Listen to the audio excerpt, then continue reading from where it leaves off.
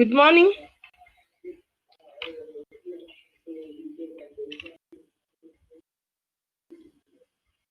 Tabitha? Yes. Yes. Good morning. Welcome to our menu planning class, and we are going to start by, getting to know why we need to do menu planning and costing as a unit. Menu planning, okay, you know what a menu is. We find it in a restaurant. It is given to you so that you can choose your food, right? Yes. Yeah. So now we need to know how to plan those menus and cost for them.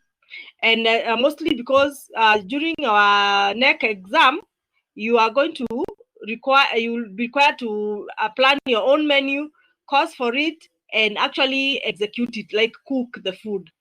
And of course, after that, you will continue like that for the rest of your life as a caterer. Okay. So I'll show you the course outline for our unit.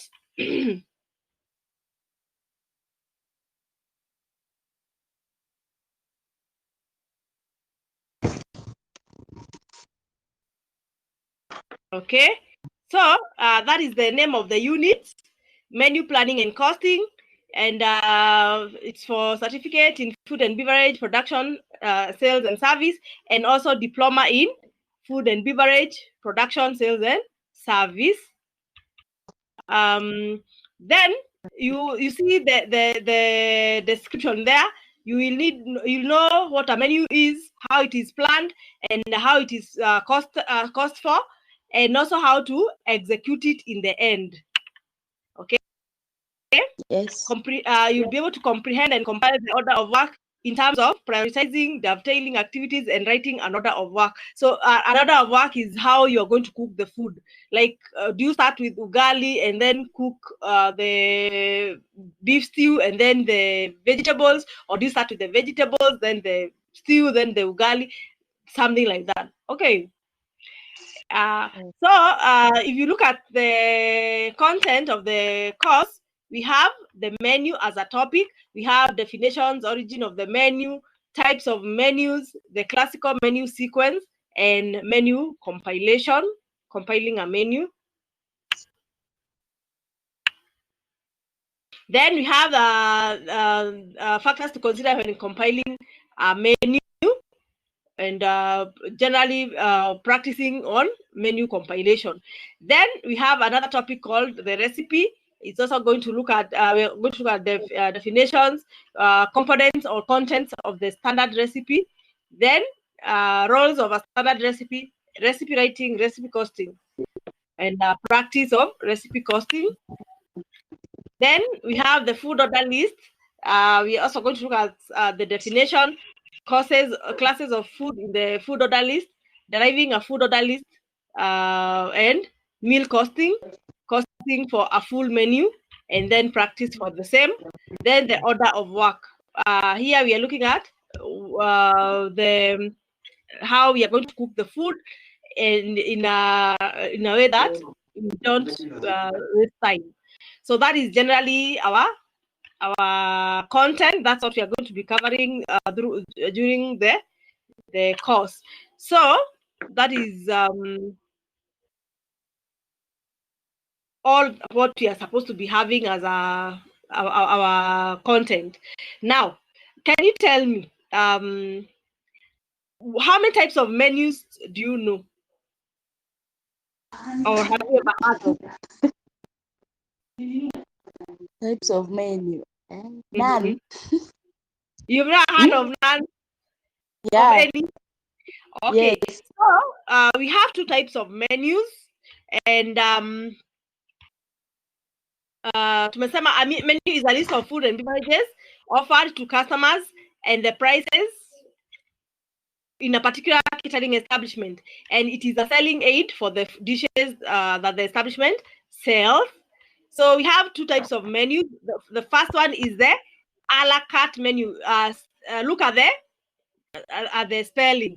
It is a French term which means from the card. It presents a list of options from which customers choose, and food is cooked to order. And each dish is separately priced. Okay, so I'll show you the a la carte menu.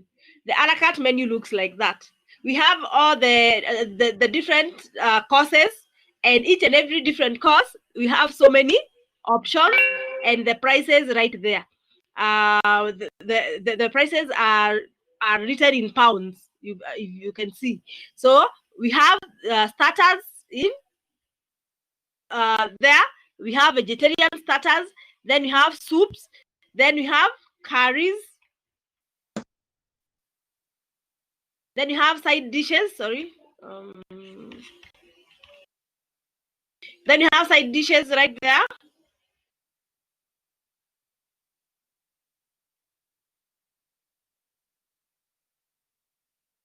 Okay.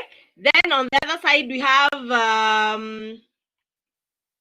chicken. Okay, the main dishes, and they have been separated into chicken, pork, beef, and lamb and duck. So all these are chicken dishes and their prices, pork dishes and their prices, like that. So each and every dish is separately priced.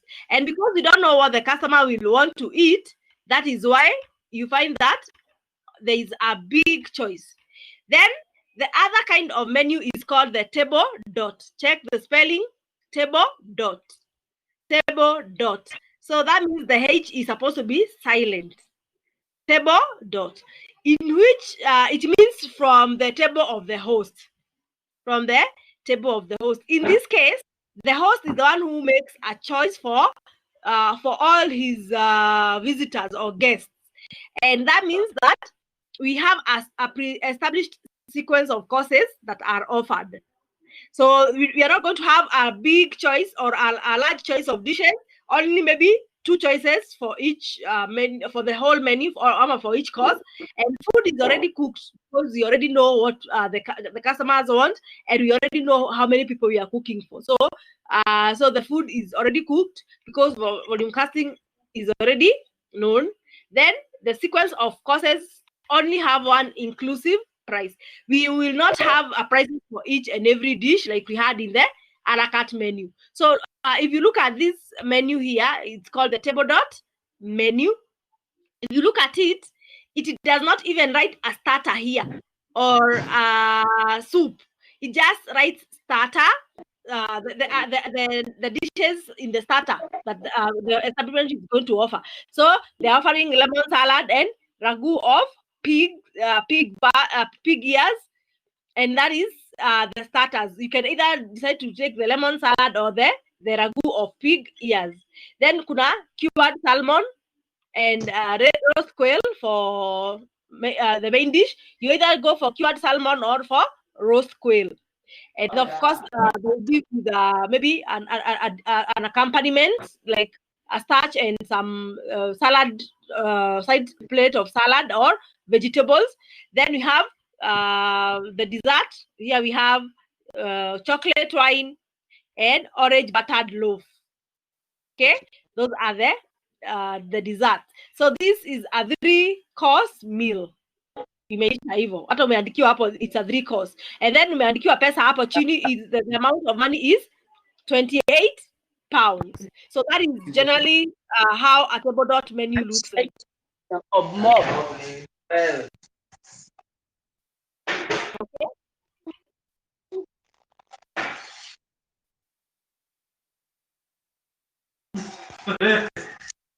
Okay, so then that is it.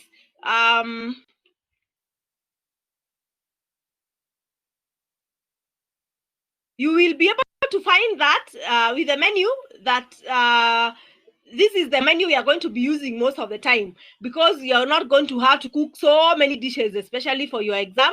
So we shall be looking at this menu more. The table dot menu is what we are going to use more. Okay, so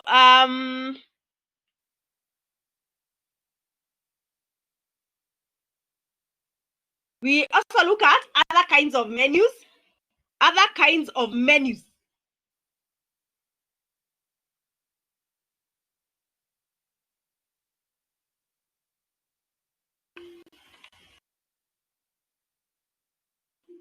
So we are talking about other kinds of menus. These other kinds of menus will either take the orientation of an a la carte menu or a table dot menu. We have said the a la carte menu is that one that has a lot of choices, so many dishes. A restaurant that offers all manner of dishes. You'll find they are selling liver, they are selling fish, they are selling beef, all types of beef. They are selling so many other, even starches and such.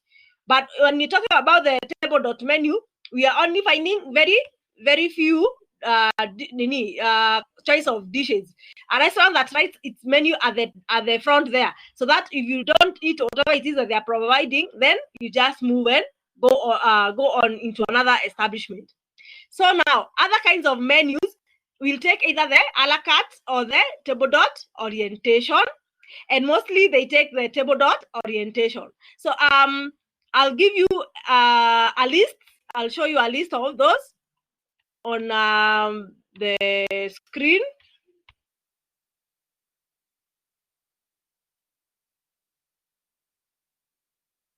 There we are. We have other kinds of menus that take the orientation of the table dot or the a la carte menu and may be specific to some catering establishments. We have the children menus. They are found only in luxury restaurants for young children. The menu offers dishes in smaller portions, and the food is cooked in a very attractive manner to please the children. Of course, children make choices for, the parents make choices for their children, and while the food is being prepared, the kids are made busy by being provided with like crayons and a book to color. So this only is found in luxury establishments, not any other kind. For example, if you go to a luxury establishments like the Pizza Garden, there you find that they actually have a children's menu, and they are able to take care of your children when you're eating. We also have Akina Villarosa, Kempinski, and Sankara. You'll find that they actually have a children's menu. They will take care of your children when you are trying to have a meal or even maybe enjoy the company of your spouse. Okay, then we have hospital menus. They're only found in private hospitals. They are brought with breakfast for the patient to select meals for the following day. It should have the name of the ward and bed or room number, depending on the orientation. So if you're just having a room by yourself, maybe you're quarantined, you'll actually have the name of the ward and the room number, the bed number. Okay, then the specialty menus, we only find them in specialty restaurants like pizzerias, that's a pizza place, milk bars, or what you call Akina Creamy Inn, etc., where they serve the main item on the menu with a few accompaniments only. Examples are Akina Galitos, Chicken Inn, KFC, Pizza Garden, Baker's Inn, Creamy Inn. They only sell something, one kind of a dish and its accompaniment. Then we have others we call the ethnic menus. An ethnic menu is found in ethnic restaurants only, like the Chinese restaurants, French, Spanish, Mexican restaurants. And of course, the menu mostly is written in the language of the country of the catering establishment's origin, and it is explained in English in brackets. So you'll find wameandika menu like mojitos, do what, and then down there they will write a mojito is a dish of this and this and this kind in English. Then we look at the cyclical menu, the last one, the cyclical menu. Just like the name sounds, a cyclical menu is something that looks like a cycle. Something that goes on, and then it is repeated. So a cyclical menu can be written for a period of like 2 weeks to a month, and then once the 2 weeks have elapsed, we go back to day one. If the 1 month has elapsed, we go back to day one. So a month menu will have 30 days. Then when you go all the way to day 30, we go back to day one again. A cyclical menu will only be found in residential establishments where the market is captive.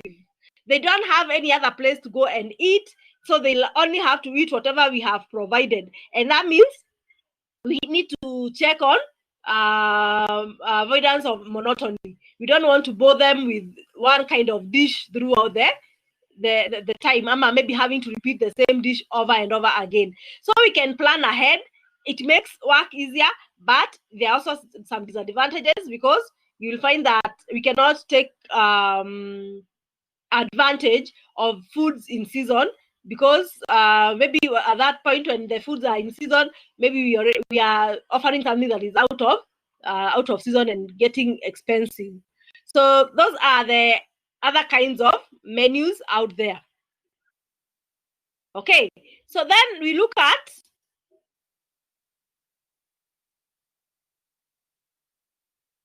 factors to consider when compiling a menu. Factors to consider when compiling a menu. Of course, you have to think about so many things when you are coming up with a menu, and the most important are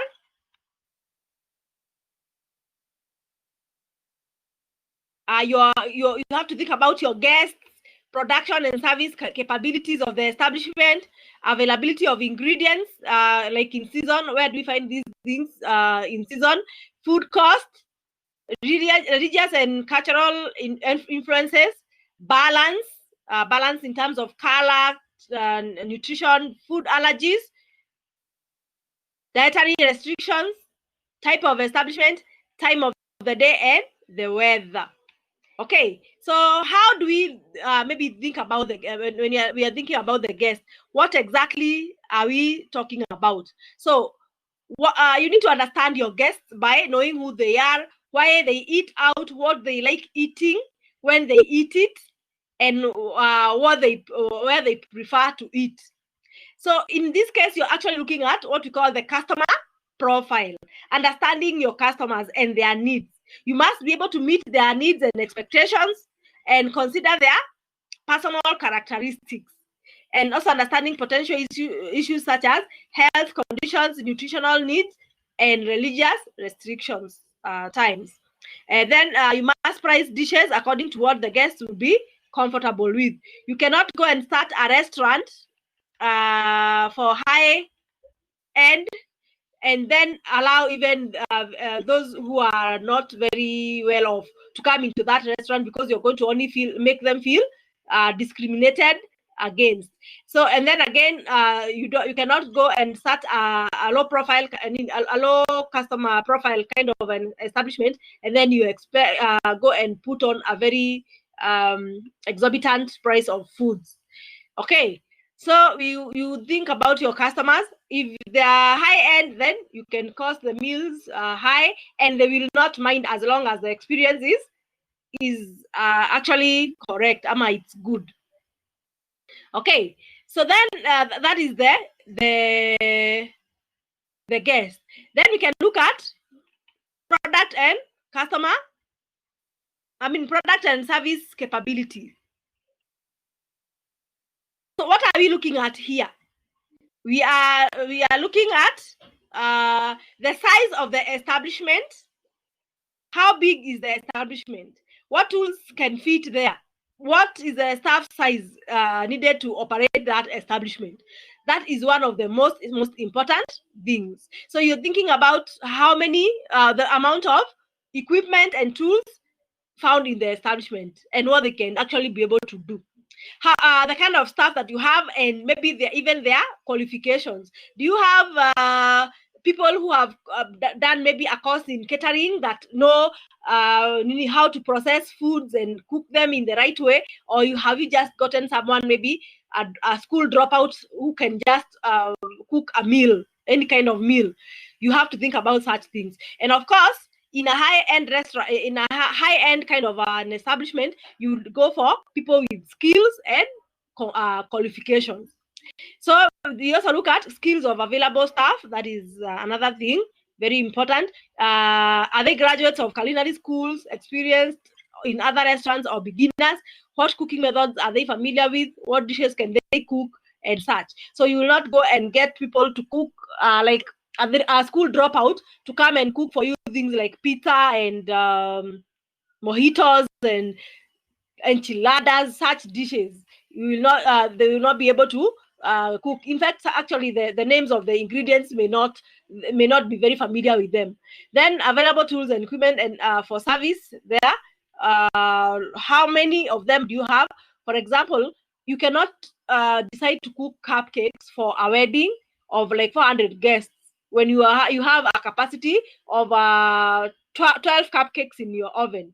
That means that you have to bake the cupcakes around 34 times to actually make 400 cupcakes. Okay. Then we look at, we look at the food budget. How much are you willing to spend on food, or how much are you considering to earn from the food budget? So your profit has to be really checked about here. And most of the time, we also look at how much does the customer wish to spend. How much does the customer wish to spend? Especially when we are talking about events catering, outside catering. You may have a host maybe for a wedding, wanting you to cook for them, and they tell you they only have 200,000 shillings. Others will tell you they even have 80,000 shillings, and you are supposed to cook the food, make sure that they are satisfied, and still have your profit getting into your pocket. So you have to have that. Then we look at time available for preparation and service. How much time do you have to prepare for the food and even service? Are you offering breakfast? Are you offering afternoon tea or supper? That is also very, very important, because it will make you also look at what kind of dishes you're going to put in. Then after product service, facilities, product and service capabilities, we look at availability of ingredients in season. Consider the availability of ingredients and what recipes can be created. The market location, ingredients, seasonality, like when are they available in the market? That is very important. Then how much they cost at that particular time. And sourcing ingredients locally means it's easier to ensure fresh and consistently good ingredients.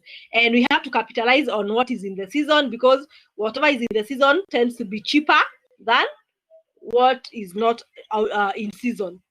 Okay, then we look at food costs. It is important to account for the cost of ingredients to balance quality and profits. It is covered in depth in the in another unit called the importance of counting costs. Okay, set a target cost, usually 30 to 45% of the food selling price. Then check if the cost targets are met and menu pricing is not too high. So 30 to 45% of the food selling price, we are looking at how much the making of the dish costs, and then for one person, and then you add a 30 to 45% on that, and now you put that as the price, so that you can be able to pay your workers and also get your own profit. Okay. Ensure that every kitchen staff is cost conscious and knows the basics of recipe costing. It is important to account for the cost of ingredients, balance quality and profits. Okay. Then we look at religious and cultural influences when catering for functions, especially.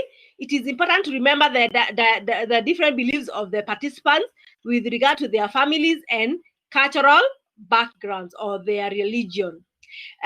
In one of our textbooks, there's a influences of food. So it is called the Theory of Catering textbook by Foskett and Cousins. You will go and find a topic on food, on the influences of food, the images of food, and cultural, financial, social influences are all there. So you will be able to understand from that point what we mean by religious and cultural influences. I'll give you examples, like in Muslims don't eat pork. Jews do not eat pork too, and they don't eat meat with milk in one meal. There must be like 3 hours between those meals. Today, Christians eat like everything, because they say, according to the New Testament, Jesus said that whatever you eat is not the problem, but what comes off after you eat that food is what is the problem. So that I think now that makes Christians eat just about anything, as long as they consider it food in their own places. When we talk of images of food, there are people who will not eat some kind of food because they feel that food is either yuck, like it's not nice, it is gross. Like maybe someone telling you to eat snails and it is your first time, and you've never seen any other people eating snails before, so you think it is very, very bad to eat snails. So that is generally what kind of things we're talking about when we talk of religious and cultural influences. Then we have balance. Balance here, we are looking at cooking methods to get various textures, flavors, and aromas, and also to make sure that the food is a balanced diet. We talked about a balanced diet yesterday, where we said that all the 6 nutrients must be available in the food. Then we also talk of food allergies. When catering for groups, it is good to avoid foods prone to allergic reactions such as nuts, chilies, milk, and such. You make them as side dishes with clear labels if you must. So that means that unazitengeneza, una make sure umeandika ziko na nini, so that customers don't eat something that is going to make to give them trouble, ama to take them to the hospital. We don't want to make our customers get sick. Then we look at dietary restrictions. There are people who have maybe medical conditions, and the doctors have advised them to maybe consider not eating foods rich in sugars and salt and fats. So when you're catering for groups, maybe consider using low sugar and sodium dishes to cater for people with medical and lifestyle dietary restrictions. So don't go and deep fry everything. Deep fry some food, then others make into stews. Make sure that you have good choices of dishes for each and every person available. I'm invited for the event. Then we have types of establishment. The type of establishment here, you must consider the kind of meals that the establishment specializes in. For example, a fast food like a fish and chips kind of an establishment, a chicken and chips kind of an establishment, you will not have so many dishes lined up, save for the chicken and the accompaniments. So it will only sell the chicken and its accompaniments. It's fish and accompaniment. It will not go selling other foods like pork and beef and all that. It will only sell whatever it is that they sell. Then the time of day, especially when you're catering for functions, you must consider the time the event is supposed to take place, so that you provide the right kind of dishes. For example, you for a cocktail party, you must provide finger buffet foods and drinks, and not a 3-course meal. At cocktail parties are held at what time?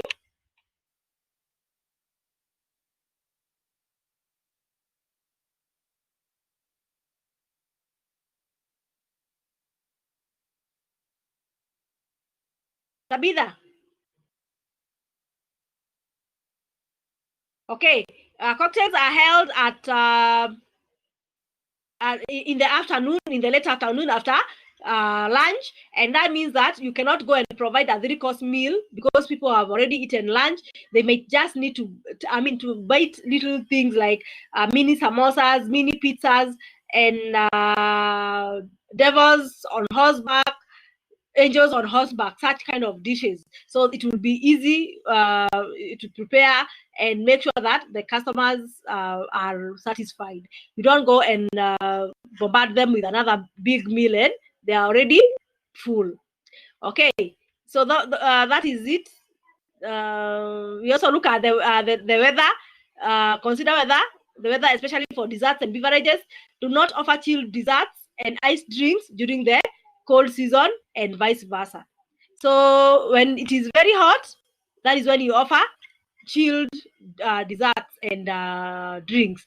But when it is very cold, you offer hot desserts and hot beverages. All right. So that is it.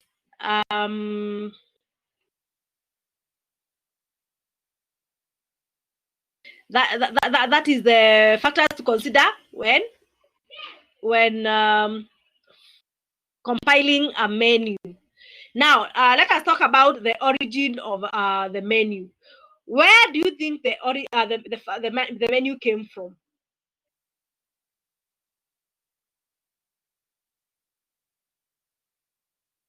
So we were talking about the origin of the menu. Where did the first menu come from?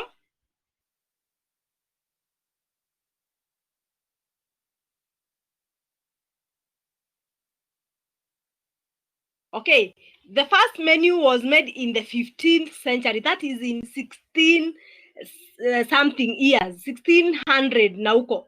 And the first menu was made for a duke called Edward of Edswick.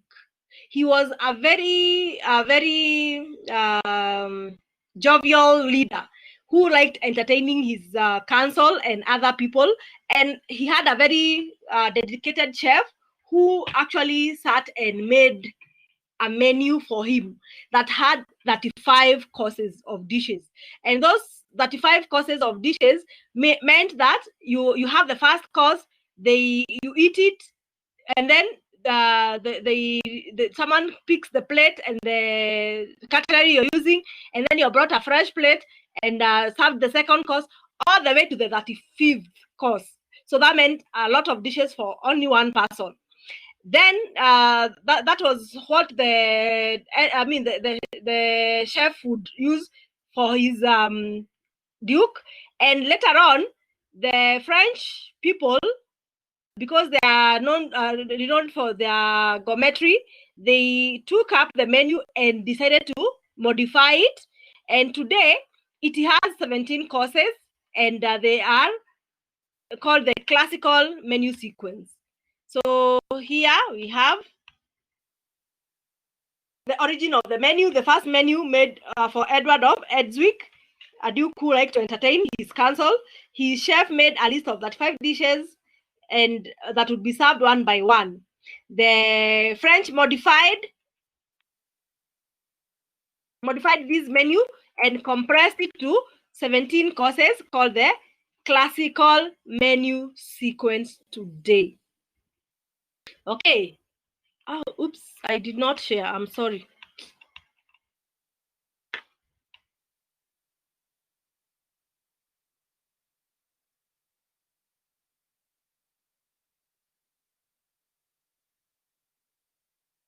Yeah, so there is the information. The first menu was made in the 15th century for Edward of Edswick, a duke who liked to entertain his council. His chef made a list of 35 courses that would be served one by one. The French later modified this menu and compressed it to 17 courses, called the classical menu sequence today. Okay. So that is the classical menu sequence, and you'll find that we have these courses right here.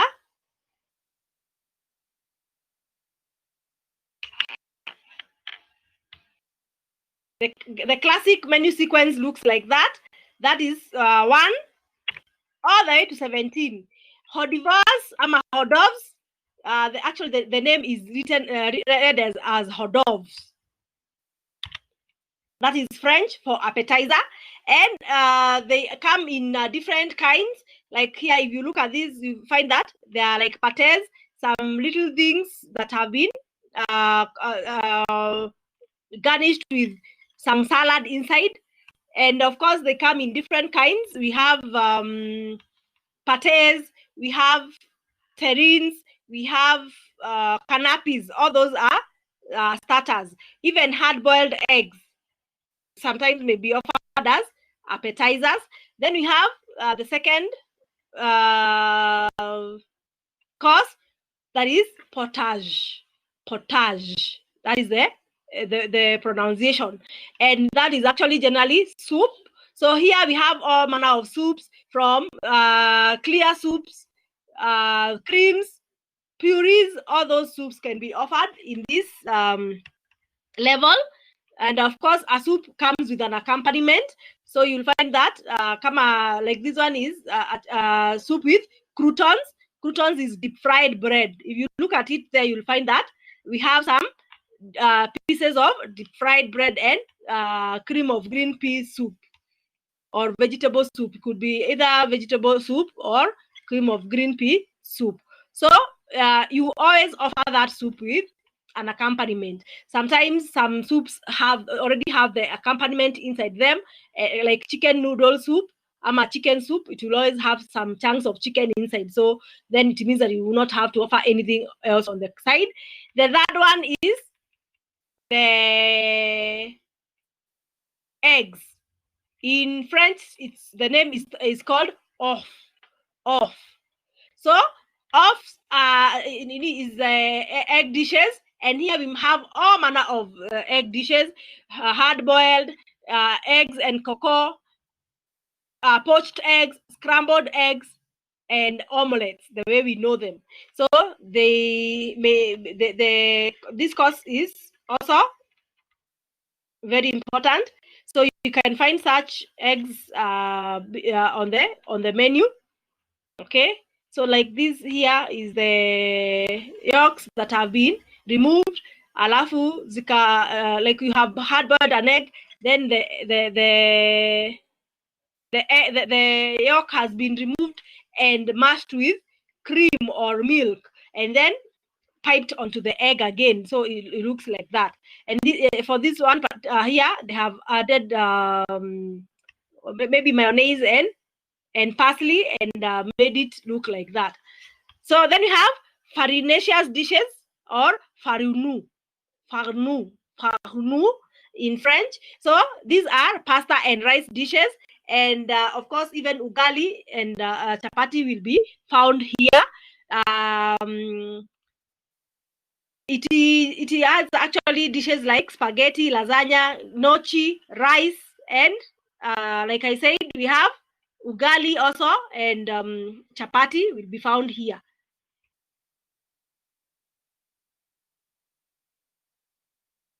Then we have poisson or fish. Poisson or fish, this is generally some gnocchis that have been cooked in fresh tomato sauce. Looks really nice, and of course that goes as a dish. Then we have poisson or fish. We have all manner of fish from wherever they are in the world, and they may be cooked in different ways. Like we have cold salmon, we have poached salmon, we have deep fried fish. All manner of fish and seafood will be found in this course. Like there we have a fillet of salmon, presented right there. Okay, then we have entries. Entries are the first meat course. The first meat course, and of course here we are going to have all manner of all manner of dishes like beef, lamb, pork, right here. whether they have been grilled, fried, or what, and then they will come garnished and maybe with potatoes on the side. Potatoes, by the way, they are very important in when you're eating, especially grilled or roasted meat, because they help to control what you call malic acid in the meat. I mean, they provide malic acid, which actually fights cholesterol in the meat. They try to reduce that cholesterol for you. I know some people don't like seeing potatoes on their food. They feel they are too, I don't know what, they feel like people from Central love them so much, but they have a very big role in reducing the cholesterol levels in the body. Then we have sorbet. A sorbet is like, what can we say? It kind of breaks the menu. It gives you a break, because a sorbet is not really food, but like a nice drink, a frozen drink, like those You are those currently the only person in this conference. those ice creams that we find people eating with on a stick. That is like what we call sorbets. So they are supposed to make to give you a break in the meal and to generally refresh your stomach, waiting for the big dishes. Then after that, you have the releves. They are here, or joints, and of course here again we have joints of meat and chicken coming in. So we have they generally are carved meat, so you will get whole maybe chickens or top sides of beef, a whole leg, and then the waiter is going to carve it for you as you wait. Okay, like such dishes there you can see that have been cooked with some potatoes right there. Then we have roasts are dishes of pork, chicken, duck, pheasants. All the roasts are actually from poultry or game birds, and they are offered in the 9th course with some gravy there, such kind of dishes. So that is chicken there. You can see it, a whole chicken with all the pieces that are supposed to be there. Here is the leg and the thigh. I mean the thigh and the leg, or what we call the drumstick. Then we have the breasts of the chicken and the wings. That is what we serve in the chicken. The rest is actually not eaten. Okay, rather is not served to customers. Then we have legumes or vegetables, what we call vegetables. This is the vegetable dish that it can be served only with an accompanying sauce, and sometimes you'll find that we combine these vegetable with a salad and offered together with the meats. Then we also have salads. Salads are also offered in this on their own in this course called number 11, and like this one is a bean salad. You can see we have chickpeas there, we have the white beans, we have kidney beans, all manner of beans in that plate. Then today you'll find that salads are actually found in the appetizer course, when we compress the courses, the 17 courses, into like a 3-course meal, a 4-course meal, and 5-course meals. We shall be looking at that later on. So then we have number 12, which is buffet fried or cold buffet. Buffet fried means cold. So cold buffets, here we find chilled meats. Yeah, chilled meats are very cold meats that either have been boiled or roasted but eaten cold. There we have even terrines. Like this is a terrine. It has been has been bound using gelatin, and it looks like a slice of something. So that is the cold buffets. Then we have sweets in number 13. Sweets, here we look at all manner of desserts, cold or hot. They will be served in this course. So here we are having souffles, pancakes, cakes, and all that. They will be found in this course. Okay, so like here we have these are pancakes. We call them crêpes Suzettes because they have been served with orange juice and such. Then we have number 14. We have savories. Savories are mostly dishes that have a pastry base and a filling or a topping, so or a spread. So here we have quite a number of dishes like the canapes, which we said we can also have during the host course. So we have canapes, we have souffles, we have Welsh rare beef and Scotch woodcock. All those are dishes that we can serve right there. And if you look at them, they have a crust of bread and something spread on top of them. Okay. Then we have number 15. We have fromage. Fromage is the cheese dishes. Here we have all manner of cheeses presented to the customer for him to make his own choice. I'll show you maybe a trolley of cheeses right down there. A selection of cheeses like these ones that have spots are called the blue cheeses. We have hard cheeses, we have semi-hard and soft cheeses, and then the blue cheeses. So the blue cheeses are here and they are the most expensive.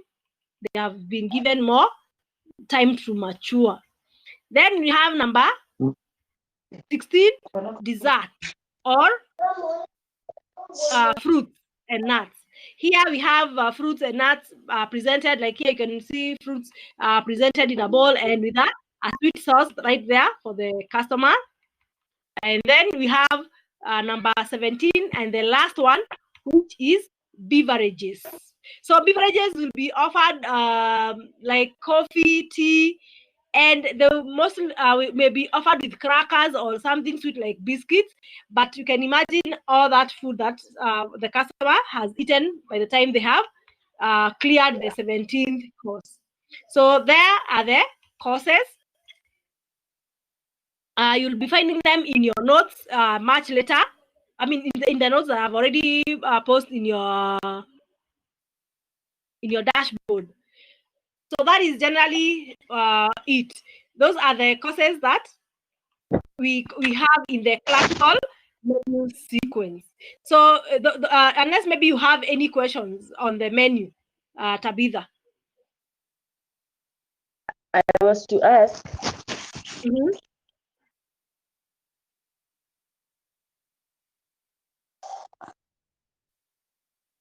Yes, ask. The ones that you have shared, I've not seen some. Which ones? The courses. I think yeah. So do I go back to the classical menu sequence? Yeah. Some I've not seen and some I've seen. Okay. Make sure you stay online, eh?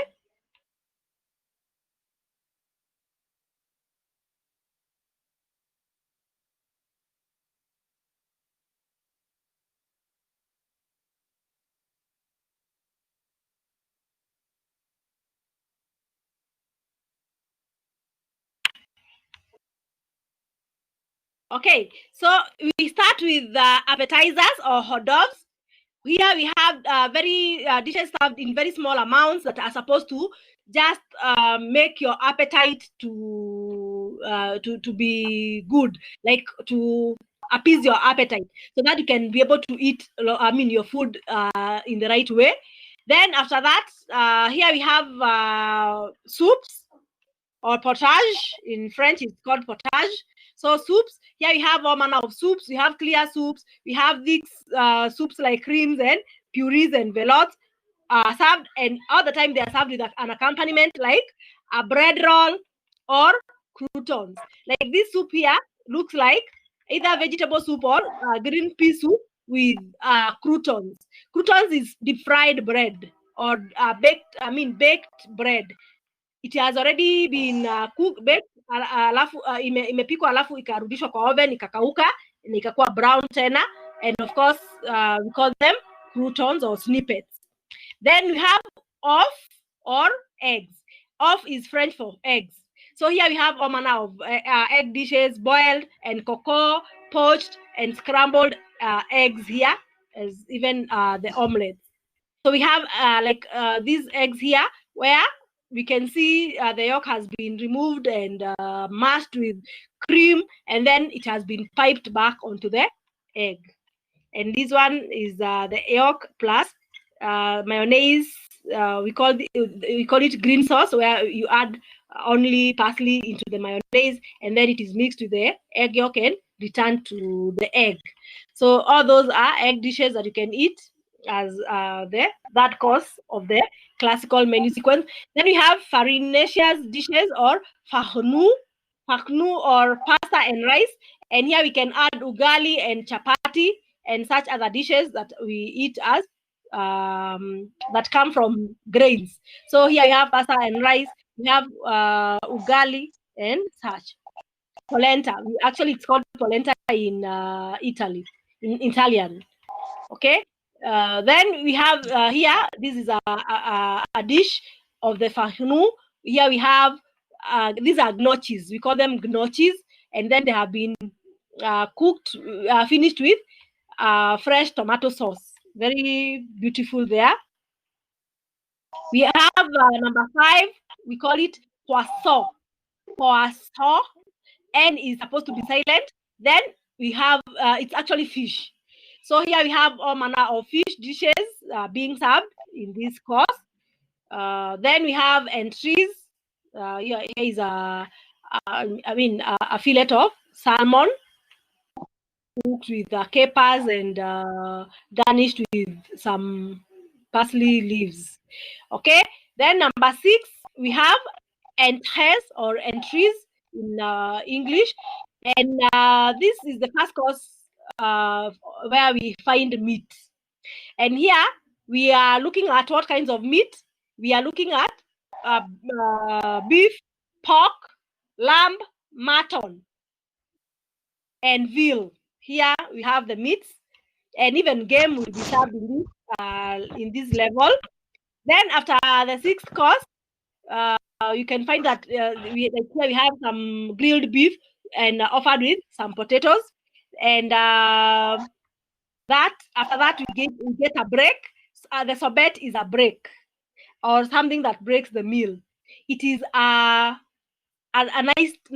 frozen sweet drink, frozen, that you eat either on a stick or in a cup, and you just break as you eat. It is supposed to refresh the stomach for more eating that is to come. Okay, here we have the sorbets. You can look at them. These are like the ice creams that you find on sticks out there, and you just unaimumunya. Those are sorbets right there. So they break the meal. I'm gonna give you a break. And then we have number 8, which are the releves. And in the releves, we are still looking at meats that are carved, that will come to the table in big joints and have to be carved for the customer. Okay. So here, of course, they will always come with a sauce, and may also be offered with a side dish of potatoes or green vegetables. Let me show you. Here we have this is pot roasted T-bone, and with roast potatoes right there, or sauté potatoes. Then we have number 9, which are the roasts, and here we have roasts of birds, poultry and game birds. Here we have chicken, turkey, duck, pheasant, quail, and such. So here all the birds are roasted, and like I was saying, that is like a roast chicken, and it has only the 6 parts that you can see there. This is the breast. This and that. The breast has been divided into 2 in the middle. So this is one part of the breast. This is the other part. Then we have the leg and the thigh, and the other leg and thigh, and then the wing and the wing.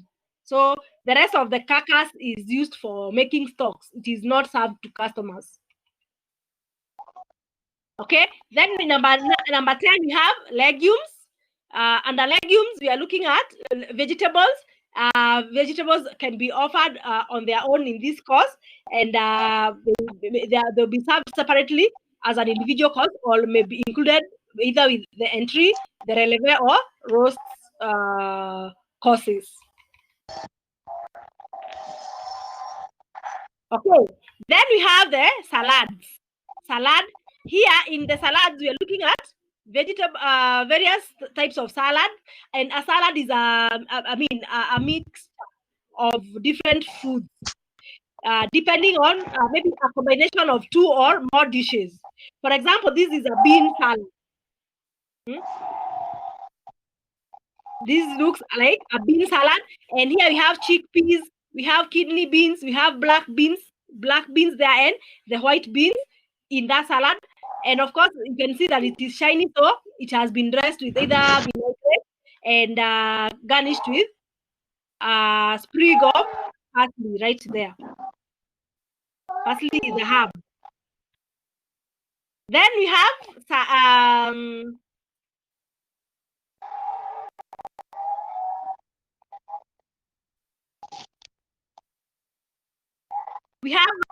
cold buffets, and cold buffets are chilled meats or meats that have been processed in some ways. Like we have terrines of meat. Like here, whatever I'm going to show you is a terrine, where the meat has been cut into small pieces and has been set in gelatin. So you can see the greens in there. It means that the meat is ilikuwa imekatwa alafu ikashikana kwa fridge, so it is chilled meat. We call it terrines. Terrines.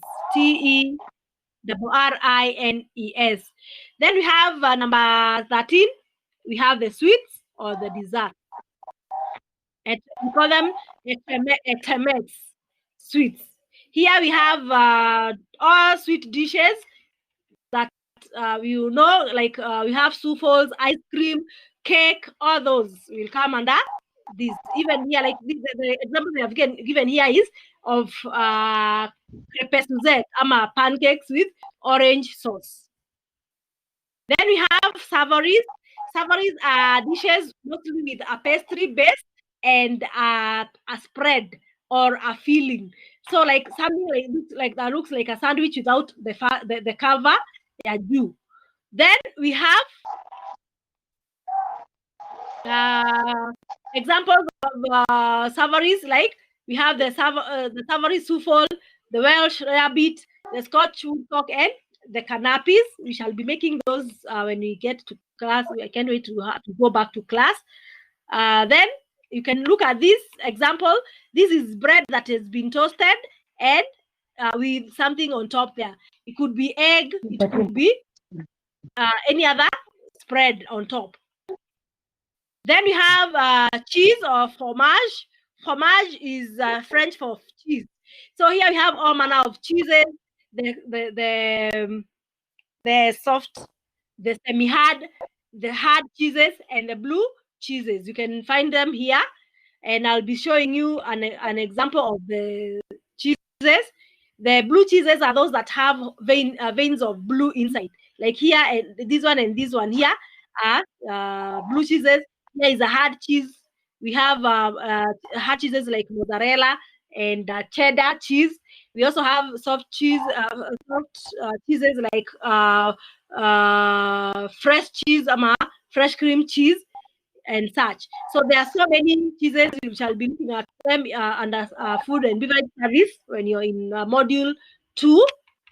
Then we have number 16, where we have dessert or cut and nuts. Here we have like fruit salad, fruit cut coming in. So like here we have fruit cut. This is not a fruit salad because you can see the pineapple is cut in bigger pieces. The oranges are still in there. They are cut and still in their peels. And then the grapes are whole. So those are fruit cuts, not fruit salad. Fruit salad, you make sure that everything is cut up into small pieces and it's served as such with a stock syrup. Then finally, we have boissons or beverages. Boissons or beverages. And here we are looking at tea, coffee, chocolate, such things, not alcoholic beverages. So, and of course, the tea or coffee will be offered with something like biscuits, scones, or crackers. So now we are done with the courses. I hope you are now okay, Tabitha. Yes, Tabitha, are you okay now? Yes. Okay. So do you have any other question? No, I don't have. You don't have another question, so I think we can maybe stop the recording there now and have more time